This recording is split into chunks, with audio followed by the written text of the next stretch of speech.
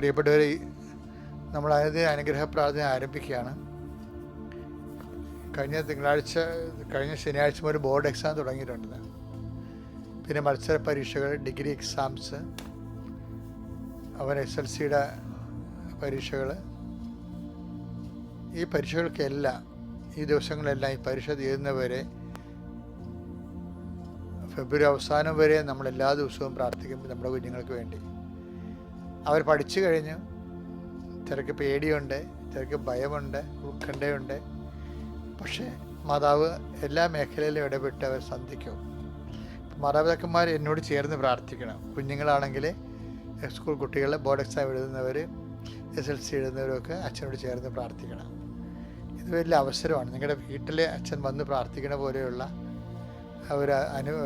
ഒരു സാഹചര്യമാണ് ഇപ്പോൾ ഉള്ളത്. അത് നിങ്ങൾ പൂർണ്ണമായിട്ടും പ്രയോജനപ്പെടുത്തണം. പ്രാർത്ഥിക്കാം. കർത്താവേ, നിൻ്റെ ഉന്നതമായ നാമത്തിന് സ്തോത്രം ചെയ്യുന്നു. കർത്താവേ, നിൻ്റെ വിശുദ്ധ പൗരോഹിത്യത്തെ മഹത്വപ്പെടുത്തണമേ. കർത്താവേ, സഭയിലുള്ള സാന്നിധ്യം പ്രകടമാക്കണമേ.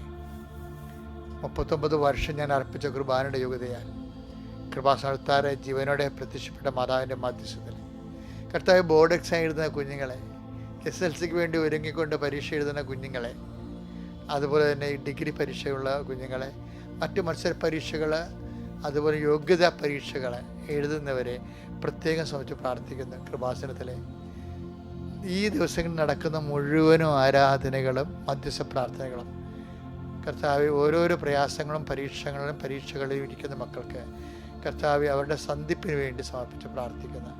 കർത്താവ്, ആ പരീക്ഷ മക്കൾ അച്ഛൻ്റെ ഈ പ്രാർത്ഥനയിൽ എഴുന്നേറ്റിട്ടുണ്ടെങ്കിൽ അവർ ഓടി വന്ന് മാതാവ് അമ്മമാരവരെ വിളിക്കുക.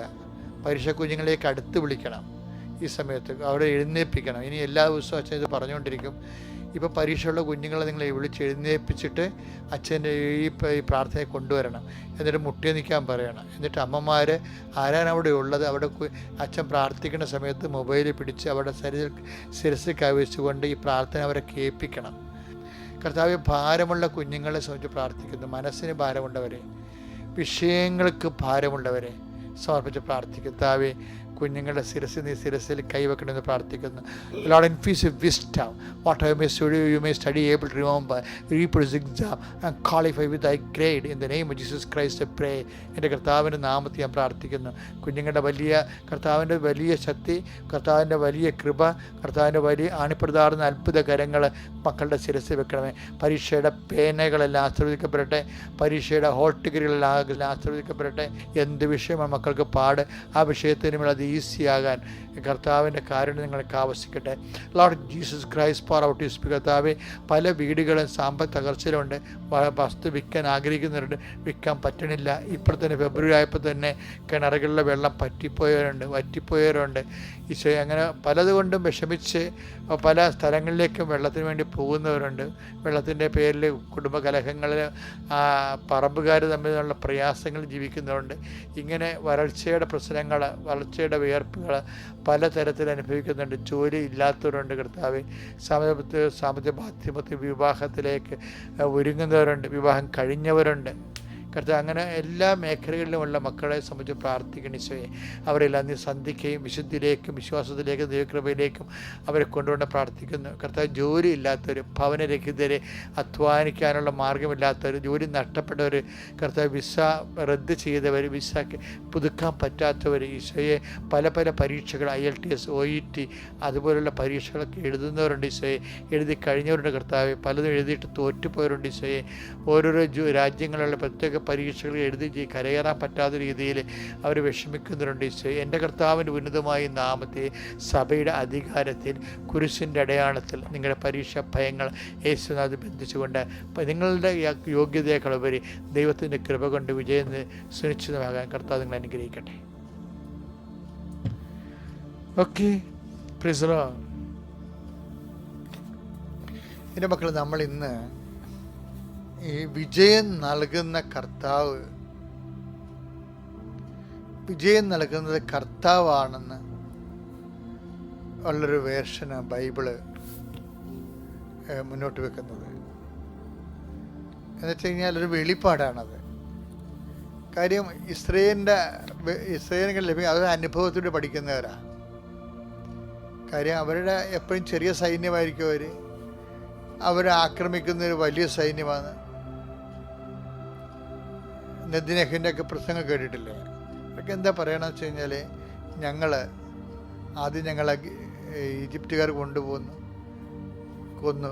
കൊന്നുകൊണ്ടിരുന്നു. അതിനെ ഞങ്ങൾ അതിജീവിച്ച്. ഗ്രീക്കുകാർ ഞങ്ങളെ വളഞ്ഞു, അതിനെ ഞങ്ങൾ അതിജീവിച്ചു. റോമക്കാർ ഞങ്ങളെ വന്ന് ഹോളോകോസ്റ്റിലേക്ക് ഞങ്ങളകപ്പെട്ടു, അതിന് ഞങ്ങൾ അതിജീവിച്ചു. ഇതെല്ലാം നോക്കുമ്പോൾ ബൈബിള് വിജയം നൽകുന്ന കർത്താവിനെ പ്രഘോഷിക്കണം. എല്ലാത്തിനും അതിജീവിച്ച് അവരുടെ കൂടെ ചരിത്രത്തിലൂടെ സഞ്ചരിക്കുന്ന ദൈവത്തെ എന്നെ പ്രഘോഷിക്കുന്ന വചനം. അപ്പം അതിൽ നിന്നാണ് ജ്ഞാനത്തിൻ്റെ പുസ്തകത്തിലുണ്ടായത്. സുഭാഷിതങ്ങൾ 21:31. സുഭാഷിതം 21:31. യുദ്ധത്തിനു വേണ്ടി കുതിരയെ സജ്ജമാക്കുന്നു, എന്നാൽ വിജയം നൽകുന്നത് കർത്താവാണ്. അപ്പോൾ നമുക്ക് പഠിക്കാം, പക്ഷെ അതേസമയം തന്നെ വിജയം പഠിച്ചാലും നമ്മളെ സംബന്ധിച്ചിടത്തോളം ഈ ദിവസങ്ങൾ അശ്വതി എന്നും പറഞ്ഞൊരു മോള് ഫയർഫോഴ്സിൻ്റെ പരീക്ഷയ്ക്ക് ടെസ്റ്റ് എഴുതാനുണ്ട്. ഭയങ്കര സാക്ഷ്യമാണത്, കേൾക്കണം നിങ്ങൾ കേട്ടോ. അവൾ പറയണ വെച്ചാൽ 50 അടി ആഴമുള്ള ജലാശയം, 50 മീറ്റർ ഞാൻ നീന്തണം, എനിക്ക് പേടിയാണ്, ഞാൻ മുങ്ങിപ്പോകുമോ, ഞാൻ നീന്തൽ പഠിച്ചതേ ഉള്ളൂ. അപ്പോൾ ഞാൻ എൻ്റെ മെൻറ്ററിനെ വിളിച്ച് ചോദിച്ചു, എങ്ങനെയാണിത്, എനിക്ക് വല്ലതും സംഭവിച്ചാൽ ഞാൻ താന്നു പോകുമോ? അപ്പം മെൻറ്റർ പറഞ്ഞത് എന്താണെന്നറിയാവോ, എടി നിൻ്റെ കൂടെയുള്ളൊരു സമുദ്രമാണ്, പരിശുദ്ധ അമ്മേനെയാണ് ഉദ്ദേശിക്കണത് അവർ, ഈ ഇറവെള്ളം കണ്ട് എന്തിനാ പേടിക്കണമെന്ന് ചോദിച്ചു. അത് ഭയങ്കര മോട്ടിവേഷനായിപ്പോയി. അപ്പം അതാ വിജയം നൽകണത്. അവളെ വിജയിച്ചു, 1ാം റാങ്കിൽ വിജയിച്ചു ഫയർഫോഴ്സിൻ്റെ പരീക്ഷയ്ക്ക്. അപ്പം ആ വിജയം നൽകണത് കർത്താവാണ്. അപ്പം ആ ഒരു പരീക്ഷക്കാർക്ക് ആ ഒരു ബോധം എപ്പോഴും ഉണ്ടാകണം. പരീക്ഷക്കാരൊന്നുമല്ല, നിങ്ങൾ പരാജയപ്പെട്ടു എന്ന് ഏതെങ്കിലും വിഷയം, സാമ്പത്തികമാകാം, സാംസ്കാരികമാകാം, കുടുംബപരമാകാം, ക്രയവിക്രയമാകാം, വിനിമയമാകാം, കൂട്ടുകച്ചവടമാകാം, നമ്മൾ പറ്റിക്കപ്പെട്ടു എന്ന് തോന്നിക്കഴിഞ്ഞാൽ, ആ പരാജയപ്പെടുത്തി അല്ലെങ്കിൽ പരാജയപ്പെട്ടു എന്ന് തോന്നിയാൽ നിങ്ങളിത് പറയണം. എന്താണ്? സുഭാഷിതങ്ങൾ 21:31 പറയണം. എന്താണ്? വിജയം നൽകുന്നത് കർത്താവാണ്. അതായത് അത് പ്രഖ്യാപനമാണ്. വിശ്വാസത്തിലെ ആവിഷ്കാരങ്ങളിലെ ഏറ്റവും പ്രധാനപ്പെട്ടതാണ് എന്താണ്? പ്രഖ്യാപനം. അപ്പം അതുകൊണ്ട് ഇപ്പം ക്രിസ്തുവിൻ്റെ ജീവിതത്തിലെ ക്രിസ്തുവിൻ്റെ ഏറ്റവും വലിയ പ്രഖ്യാപനം എന്താണെന്നറിയാവുക? 17:17. പല പ്രഖ്യാപനങ്ങളുണ്ട്, പക്ഷേ ചില സാഹചര്യങ്ങളിൽ നിന്നുകൊണ്ട് ക്രിസ്തു പ്രഖ്യാപിക്കുന്നുണ്ട്. പത്രോസ് തള്ളിപ്പറയാൻ പോകുന്നു, യൂദാസ് ഒറ്റിക്കൊടുക്കാൻ പോകുന്നു. അതിന് ഒരു അരമണിക്കൂർ 10 മിനിറ്റ് മുമ്പ് ഈശോ പറയേണ്ട ഒരു വർത്തമാനമുണ്ട്. ആ പത്രോസ് തള്ളിപ്പറയുന്നതിന് 10 മിനിറ്റ് മുമ്പ്, യൂദാസ് ഒറ്റിക്കൊടുക്കുന്നതിന് 10 മിനിറ്റ് മുമ്പ്, തൻ്റെ നില തെറ്റിയിരിക്കുന്ന സമയത്ത്, തൻ്റെ എല്ലാ പിടുത്തവും നഷ്ടപ്പെട്ട സമയത്ത് കർത്താവ് പറയേണ്ട വാക്കുണ്ട്. അത് യോഹന്നാൻ 17:17 രേഖപ്പെടുത്തിയിട്ടുണ്ട്. എന്താണ്? അവരെ അങ്ങ് സത്യത്താൽ വിശുദ്ധീകരിക്കണമേ. അവിടുത്തെ വചനമാണ് സത്യം. അതായത് ശിഷ്യന്മാര് വചനം അറിയാവുന്നത് കൊണ്ടാണ് അവർക്ക് തെറ്റ് സംഭവിക്കണമെന്ന് പറയുന്നുണ്ട് ഈശോ. മത്തായി 22:29. മത്തായി 22:29.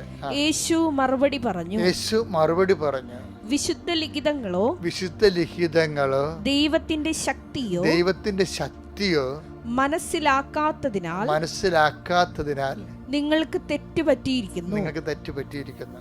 അപ്പോൾ തെറ്റുപറ്റാനുള്ള സാധ്യത വചനം മനസ്സിലാക്കാത്തത് കൊണ്ടാണ്.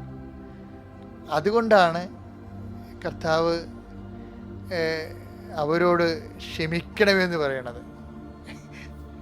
അവരോട് കലക്കുറിച്ചിക്കണമെന്ന് പറയത്തില്ല, അവർ ചെയ്യുന്നത് എന്താണെന്ന് അവർക്ക് അറിയത്തില്ല എന്ന് വെച്ച് കഴിഞ്ഞാൽ അവരിതിൻ്റെ വചനം മനസ്സിലാക്കിയിട്ടില്ല. അവർ ചെയ്യുന്നത് എന്താണെന്ന് നമുക്കറിയാവേ, അവർ ആളെ കൊല്ലുകയാണ്. പക്ഷേ അത് എൻ്റെ റൂട്ട് കോസ് എന്താണ്? രക്ഷാകര പദ്ധതിയെക്കുറിച്ച് he's not known to them. അതാണ് വിഷയം, അവർക്കറിയത്തില്ല.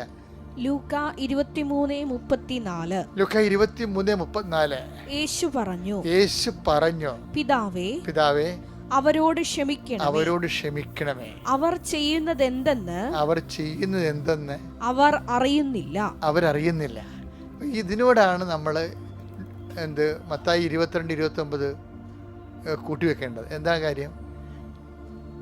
അങ്ങയുടെ വചനം അറിയാത്തത് കൊണ്ട് വചനത്തിലൂടെ ഉൾത്തിരിഞ്ഞ് വരുന്ന രക്ഷാകര പദ്ധതിയെക്കുറിച്ച് നോൺ ടു ഡം, അവർക്ക് അതിനെക്കുറിച്ച് അറിവില്ലാത്ത കൊണ്ടാണ് അവർക്ക് തെറ്റ് സംഭവിക്കുന്നത്. ആർക്കാണ്? പീലാത്തോസിനും കയ്യഫാസിനും അന്നാസിനും. അതേ വർഗത്തിൽ തന്നെയാണ് പത്രോസ്, കർത്താവിനെ തള്ളിപ്പറയാൻ പോകുന്ന പത്രോസ്, കർത്താവിനെ ഒറ്റിക്കൊടുക്കാൻ പോകുന്ന യൂദാസ്. അവരും അവരുടെ കൂടെയുള്ള യോഹന്നാൻ മുതൽ പേരുകളും എന്താണ്?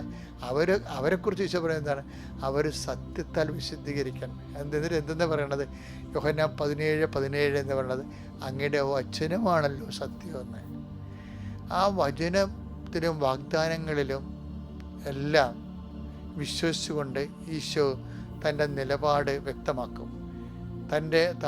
തൻ്റെ നില വിട്ടുപോയ അവസ്ഥകളിൽ, കൈ വിട്ടുപോകുന്ന അവസ്ഥകളിൽ കർത്താവ് വചനം അനുസരിച്ച് വചനത്തിന് സാക്ഷ്യം കൊടുക്കും. വചന ചില സമയത്ത് നമ്മുടെ പവറേ, നമ്മുടെ വാക്കുകൾക്കൊക്കെ ഭയങ്കര പവറാണ്. അതായത് ഒരു വിശ്വാസം, ദൈവത്തിന് അതിൻ്റെ അകത്ത് കക്ഷി ചേർത്തിട്ടുള്ള, ദൈവത്തിന് അറ്റാച്ച് ചെയ്തിട്ടുള്ള ദൈവികമായ വചനത്തെ ശക്തിയെയും പുരയിടങ്ങൾ അറ്റാച്ച് ചെയ്യത്തില്ലേ, അതുപോലെ നമ്മൾ ദൈവത്തിൻ്റെ ശക്തിയെ അറ്റാച്ച് ചെയ്തുകൊണ്ട് വിശ്വാസം പ്രഖ്യാപിക്കുമ്പോൾ ദൈവത്തിൻ്റെ ശക്തിയെ നമ്മുടെ വിഷയങ്ങളിലേക്ക് അറ്റാച്ച് ചെയ്യാൻ പറ്റും. അത് നമ്മൾക്കൂടെ പറഞ്ഞു തരുന്നത് സിറോഫിനിഷ്യ സ്ത്രീ എന്നോ അല്ലെങ്കിൽ മത്തായി കാനംകാരിയോ എന്ന് പറയുന്ന ഒരു സ്ത്രീയില്ലേ, അവളെന്താ പറയണത്? യജമാനനെ, അത് ശരിയാണ്, ഞാൻ പട്ടിയാണ്. എന്താണ് അത്? എന്നിട്ടെന്താണ് പറയണത്? പക്ഷേ നായ്ക്കൾ പോലും യജമാനൻ്റെ മേശമേൽ നിന്ന് വീഴുന്ന ഭക്ഷണങ്ങൾ കഴിക്കാറുണ്ടല്ലോ എന്ന് പറയുമ്പോൾ, ഉമ്മൺ, ഈശോ പറയും, സ്ത്രീയെ, നിൻ്റെ ഈ വാക്ക് കൊണ്ട് തന്നെ നീ രക്ഷപ്പെട്ടിരിക്കണം.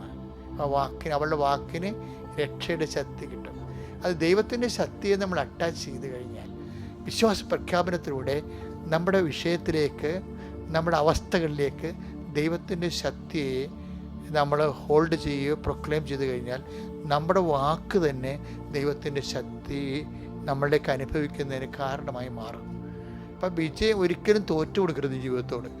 ദൈവത്തെ ദൈവത്തിനെ കരം ഗ്രഹിച്ചുകൊണ്ട് വിജയത്തിലോട്ട് വിശ്വാസം പ്രഖ്യാപിച്ചുകൊണ്ട് വചനാധിഷ്ഠമായി ജീവിച്ചുകൊണ്ട് സുവിശേഷത്തിന് സാക്ഷ്യം വഹിച്ചുകൊണ്ട് മുന്നേറാൻ വേണ്ടി ദൈവം നൽകിയ അവസരങ്ങളാണ് തോൽവിയെന്ന് മനസ്സിലാക്കിയിട്ട് നമ്മൾ വന്നിരിക്കുന്നത് വിജയിക്കാൻ വേണ്ടിയാണ്. കർത്താവ് എന്താ പറഞ്ഞിരിക്കുന്നത്? നിങ്ങൾ ധൈര്യമായിരിക്കുമേ, ഞാൻ ലോകത്തെ ജയിച്ചിരിക്കുന്നു. യോഹന്നാൻ 16:33 വായിച്ചേ. നിങ്ങൾ എന്നിൽ സമാധാനം കണ്ടെത്തേണ്ടതാണ്. അതായത് ഇപ്പോൾ ഒരു വിഷമസന്ധികളിൽ കർത്താവിലാണ് നമ്മൾ സമാധാനം കണ്ടെത്തേണ്ടതിനാണ് ഇത് പറയുന്നത്. എന്താണ്? ലോകത്തിൽ നിങ്ങൾക്ക് ഞെരുക്കമുണ്ടാകും, നിങ്ങൾക്ക് ഞെരുക്കങ്ങളുണ്ടാകും, എങ്കിലും ധൈര്യമായിരിക്കണം, ഞാൻ ലോകത്തെ കീഴടക്കിയിരിക്കുന്നു, ലോകത്തെ ജയിച്ചിരിക്കുന്നു. അപ്പം ലോകത്തെ ജയിച്ചിരിക്കുന്നതിൻ്റെ വാക്കിൽ വിശ്വസിച്ചുകൊണ്ട് സുവിശേഷത്തിന് സാക്ഷിയായിക്കൊണ്ട് ജീവിതത്തിൽ വിജയിക്കാൻ കർത്താവ് നിങ്ങളെ സഹായിക്കട്ടെ. Praise the Lord.